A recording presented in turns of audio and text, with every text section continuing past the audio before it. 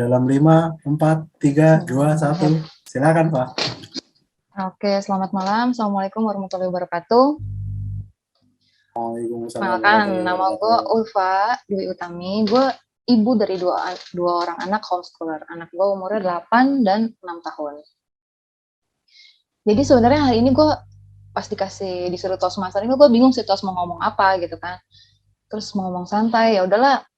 Selama ini gue pernah ikut 2 kali kan. Waktu itu pernah ikut pas Fauzan jadi speaker. Terus gue pernah dengerin malam Jumat itu, gue dengerin doang mereka Zoom gitu kan. Akhirnya gue dengerin, kok jadinya isinya curhat ya gitu kan. Waktu gue sih dengernya isinya curhat, Tinjo curhat tentang ini, tentang kerjaannya, terus Danang ikut-ikutan kan. Terus tiba-tiba yang gue heran itu laki gue ikutan curhat juga ternyata, yang dia cerita tentang dia hampir digebukin di Tarakan. Gue inget banget, ini jadi sebenarnya tuh acara Jumat malam ini apaan sih? Kayaknya curhat bapak-bapak ya gue rasa nih. Jadi ya udahlah, sekalian aja gue juga di sini mau curhat nih sedikit, mungkin mengungkapkan keresahan gue ya tentang sistem pendidikan di Indonesia ini gitu. Karena ini ada hubungannya sama gue sebagai orang tua dari homeschooler gitu. Nah, kata-kata homeschooling pasti kita semua udah sering banget dengar ya, apalagi di masa pandemi sekarang ini. Kita udah sering banget dengar kata-kata homeschooling. Tapi kadang-kadang orang tuh salah menangkap kata-kata homeschooling itu. Ada homeschooling itu dia mengartikan sekolah formal yang dipindahkan ke rumah. Ada juga sekolah formal yang dipindahkan ke alam. Jadi hanya berpindah tempat gitu belajarnya. Jadi menurut gua homeschooling itu tidak seperti itu gitu. Ya kita nggak perlu kasih sebut merek ya, nama-nama sekolahnya itulah gitu, nggak perlu sebut. Kalian pasti udah pada tahu sih, banyak banget yang pakai kata-kata homeschooling. Jadi kalau buat gue itu homeschooling ya itu benar-benar tuh orang tua itu bertanggung jawab penuh dengan pendidikan anak-anaknya, baik itu pendidikan formal maupun pendidikan karakter. Nah, baik yang di sekolah ataupun yang di rumah. Jadi kayak akademis dan non akademis gitu. Nah, bagaimana homeschooling itu bisa berjalan? Jadi memang dari kita semuanya. Kurikulumnya dari kita, materinya dari kita, waktu belajarnya dari kita, dan semuanya itu kita yang sebagai orang tua yang bertanggung jawab gitu. Karena gue merasa gini, ada 2 hal. Yang pertama, anak itu titipan kekayaan dari Tuhan kepada kita sebagai orang tua, dan itu wajib kita tuh memastikan mereka itu tumbuh menjadi pribadi yang membawa kebaikan bagi masyarakat, bagi keluarga, bagi dirinya sendiri ke depannya nanti gitu. Jadi sebenarnya awalnya kenapa gue memilih homeschooling itu, alasannya sering kan nih teman-teman gue nanya, anak lu sekolah di mana, kelas berapa gitu, pasti kan standar ya kalau lagi ngumpul gitu. Terus gue bilang, anak gue homeschooling gitu. Hah, homeschooling? Pertanyaan yang paling banyak adalah kenapa? Apa alasannya gitu? Kenapa anak lu nggak sekolah gitu kan? Terus gue selalu jawab, lu mau jawaban serius apa nggak serius nih gitu. Kalau jawaban seriusnya itu, kenapa gue homeschooling adalah karena disuruh oleh laki gue, disuruh oleh suami gue. Itu awalnya, itu sebenarnya. Jadi pas kita masih tinggal di Korea, waktu anak gue umur 4 tahun, itu dia bilang, kita homeschooling aja. Hah? Gue waktu itu masih blank kan. Akhirnya gue ikutin seminar, baca-baca buku, ikutin komunitas, mencari tahu apa sih homeschooling itu, dan setelah gue cari tahu, ternyata homeschooling itu luar biasa banget, karena membuat kita sebagai orang tua, itu akan terus belajar menjadi lebih baik. Bahkan setiap hari kita nggak ada henti-hentinya terus belajar. Atas dasar apa? Atas dasar cinta kita sama anak-anak kita. Tapi pastinya cinta yang berpikir, bukan cinta yang buta. Kadang-kadang orang berpikir, gue cinta sama anak gue mau apa ya gue kasih gitu. Anak gue minta apa gue kasih gitu, selagi gue bisa gitu. Padahal mungkin itu ada pengaruhnya bagi pembentukan karakter mereka ke depannya gitu menurut gue. Nah, ini alasan yang pertama tadi, disuruh suami. Nah, kalau alasan gak seriusnya, ini sebenarnya lebih ke keresahan gue dengan sistem pendidikan yang ada di Indonesia. Banyak sih sebenarnya keresahannya ya, terlalu banyak, sampai gue, ya udah kita ambil satu aja lah ya, karena nggak akan cukup waktunya kalau diomongin sekarang. Jadi yang paling gue resahkan adalah masalah nilai, sistem nilai dan standarisasi yang ada di pendidikan di Indonesia ini. Ini deh, kita dulu sekolah, ada nilai dari ulangan, rapot, nilai ujian gitu kan, ujian akhir sekolah. Itu semua distandarisasinya dengan nilai yang sama untuk semua anak. Padahal kita semua tahu kalau setiap anak itu berbeda, setiap anak itu spesial, setiap anak itu unik. Nggak bisa kita samain semua sama seperti itu. Jadi gue merasa pendidikan di Indonesia ini membuat anak itu nggak yakin kalau dia itu spesial gitu. Contoh kasusnya aja, tes masuk SD. Tes masuk SD itu ada beberapa sekolah ya, mungkin itu oknum-oknum sekolah yang mewajibkan anaknya untuk bisa baca. Ya kan, pasti ada kan nih, tes masuk SD. Wajib bisa baca. Padahal anak umur 7 tahun yang masuk SD kelas 1 ada yang bisa baca dah. Bahkan ada yang belum bisa baca dan itu nggak apa-apa harusnya gitu. Itu nggak apa-apa karena setiap anak itu berbeda. Cuman karena kita udah ada standarisasi seperti itu, jadinya membuat anak ada yang terlihat bodoh dan ada yang anak yang terlihat pintar. Itu kan akan membuat anaknya sendiri lama-lama tidak yakin, kok gue bego ya gitu. Jadi akan timbul pemikiran seperti itu gitu. Apalagi ada biasanya kita kalau sekolah suka biasanya belajar nih. Oh kemarin deh gini ceritanya. Minggu lalu gue ke rumah nyokap gue, ada keponakan gue. Dia kelas 2 SD sama kayak anak gue. Dia lagi belajar matematika. Gue lihat belajar apa ya? Oh belajar matematika. Tapi kok nggak nulis-nulis gitu. Belajar matematika apaan? Iya nih, tante disuruh menghafal perkalian. Lu bayangin anak umur 2 SD disuruh oleh gurunya untuk menghafal. Di mana konsep perkalian itu menghafal dari mana gitu. Kalau anak belum paham bagaimana konsep perkalian, itu tuh akan jadi fatal akibatnya buat gue. Jadi, itulah contoh yang paling membuat gue memilih homeschooling gitu. Nah, ini Albert Einstein pernah berkata, pendidikan itu adalah apa yang tersisa setelah melupakan semua yang dipelajarin di sekolah. Jadi buat gue itu sebenarnya pendidikan itu penting, dan gue juga mau kasih applause nih. Ini kan semua udah pada jadi bapak ya. Gue mau jadi applause banget, mau kasih applause banget buat kalian sebagai orang tua. Kalian itu orang tua itu luar biasa. Gak ada promosi, gak ada kehormatan apapun yang bisa dibandingkan dengannya gitu. Jadi gue mau kasih applause dulu deh buat kalian. Kalian luar biasa. Oke, mungkin segitu aja dari gue. Sekian dan terima kasih. Selamat malam. Thank you, Mantap. Pak. Mantap. Ampun. Aduh, kok ada Fauzan sih? Lah, kalau resah sendiri sih. Udah end aja, gue masih nunggu loh. Panjangan nggak apa-apa loh, Pak. Iya. Apa namanya? Seru sih. Karena gue sering mendengar sama tentang pembahasan ini, tapi sebenarnya gue pribadi nggak expect menemukan pembahasan ini di elektro. Tapi ternyata ada yang ya sepikiran. Dulu kan kita juga pernah bahas di grup ya Pak ya. Dan gue rasa yang gue yang bisa memahami pemikiran lu kayaknya cuma sedikit aja sih Pak. Karena gue paham bahwa kebanyakan dari kita itu produk masa lalu seperti itu. Tapi kebanyakan juga dari kita tidak melihat bahwa produk masa lalu itu bukan berarti harus diterapkan di zaman sekarang gitu. Jadi ada yang berarti harus diulang lagi, udah repeat aja terus. Oke, sebelum masuk ke diskusi lebih lanjut, Fis, ada tanggapan nggak Fis? Materinya Mantap. Seru.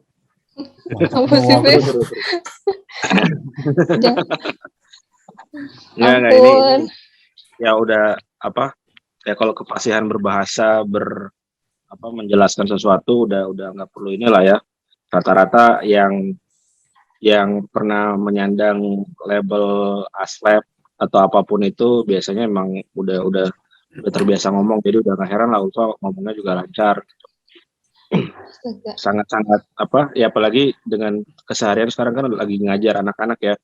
Artinya kan Nah, artinya dari apa namanya tutur tutur kata tutur apa ya maksudnya penjelasan itu juga lebih lebih udah lebih inilah lebih lebih terasah juga tiap hari kan nggak gampang ya jelasin sesuatu ke anak-anak gitu loh. Ya benar-benar. Nah, konsep homeschooling ini eh jadi gue punya saudara yang dia bikin sekolahan. Dia bikin sekolahan. Ini gue sorry nggak nyalain video ya. Lagi nggak pakai baju. Hah? Gerah cuy. nggak apa-apa cowok semua ini.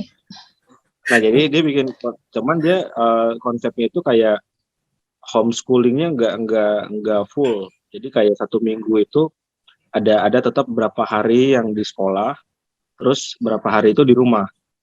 Nah sebenarnya konsep itu dengan sebenarnya secara nggak langsung PJJ kali ini itu malah jadinya kayak homeschooling secara nggak langsung sih sebenarnya. Cuman ya kan karena di sekolah dia diajarin berapa jam, masih itu kan sisanya di rumah juga tetap minimal kan ada orang tua dampingin kan pas dia belajar di Nah, sekolah apa PJJ gitu loh. itu bedanya homeschooling yang menurut gue sama homeschooling yang kebanyakan orang tahu ya, Ivis. Jadi Ah, kalau kalau buat gue tuh homeschooling ya kita yang nentuin sendiri kurikulumnya. Anak lu mau belajar apa, materinya apa, itu kita yang nentuin sendiri. iya iya benar.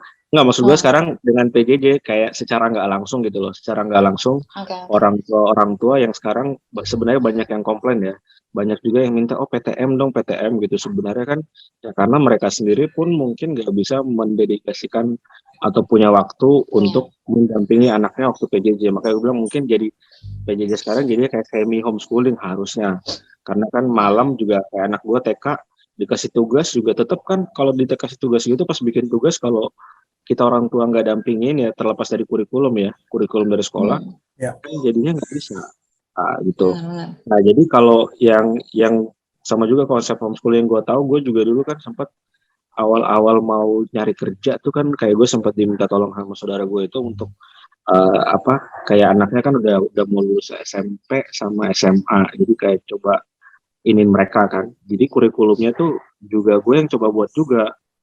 Nah gue sih anjir ini yakin lo mau belajar sama gue nih gitu kan cuman ternyata masalah mereka itu sebenarnya terbesarnya itu bukan di ini karena pas di kalau sekolah internasional maupun apa ya mereka tuh sebenarnya nggak terlalu membahas masalah yang terlalu teknis lah terlalu hitung-hitungan atau gimana tuh lebih banyak mengajarkan kayak nilai dari pelajaran itu apa Hikmah. terus misalnya lebih Hikmah. banyak ke soft skill soft skill gitu kan kayak bergaul bermasyarakat seperti apa. Nah, Ya. dan kemarin itu kayak kendala utamanya itu karena mereka basic sekolah homeschoolingnya itu Inggris, yang paling susah itu adalah mereka banyak kosakata bahasa Indonesia mereka nggak tahu. Jadi kocak banget. Pelajaran yang paling Ya. susah itu adalah kayak bahasa Indonesia, PPKN.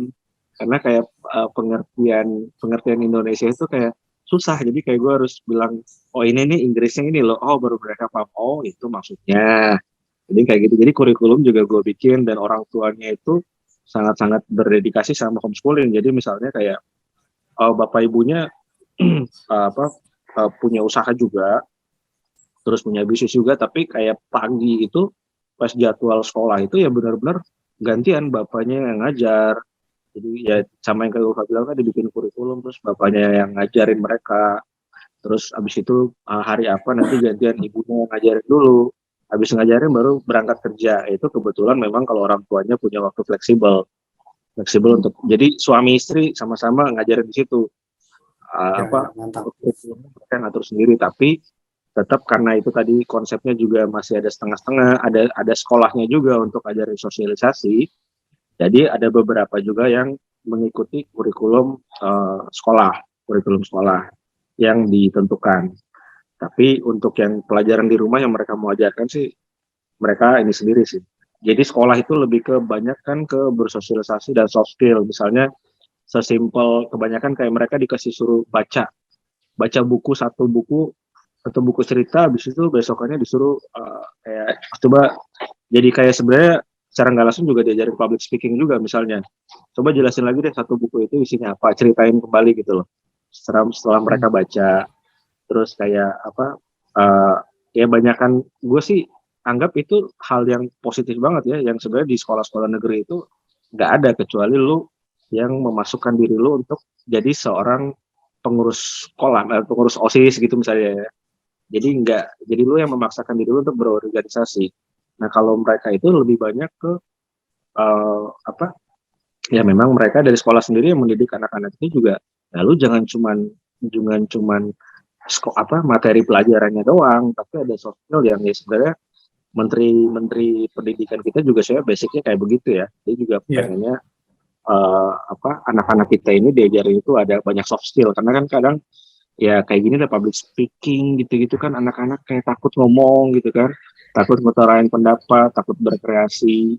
Nah itu yang sebenarnya agak-agak jadi kebiasaan orang Indonesia, yang orang bilang malu-malu, kayak ya makanya gue bilang kayak kita kerja di MNC, ya semuanya kan udah pernah ngerasain kerja di MNC gitu kan, gimana bedanya kita orang Indonesia kalau ketemu sama orang luar negeri, dan orang luar negeri juga selalu punya punya apa punya pemikiran tuh, udah orang Indonesia udah lu jangan malu-malu deh, lu ngomong aja, silakan aja, nggak perlu takut-takut kayak nyinggung orang atau takut kayak ofensif sama orang, ngomong aja udah tetap. Jadi karena mereka memang pola pikirnya begitu kan, pendapat semua mereka terima tanpa ada yang baperan gitu.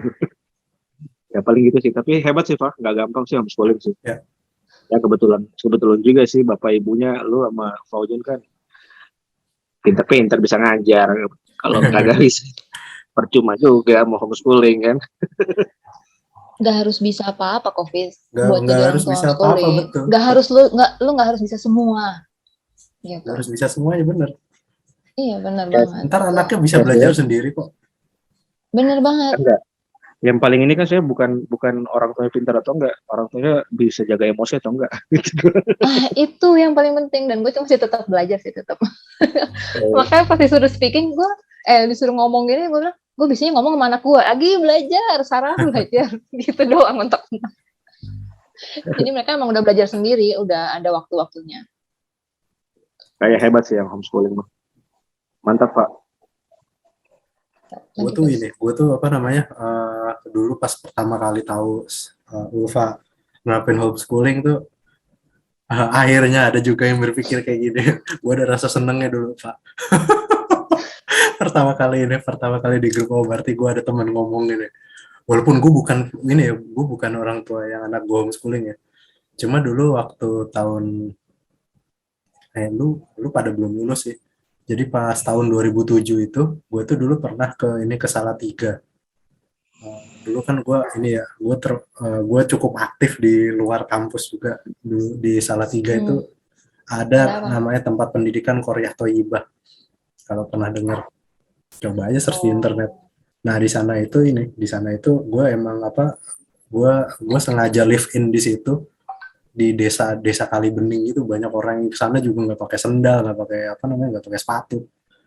Di sana gue sendiri sama ada 2 anak UGM lah, gue nginep di sana.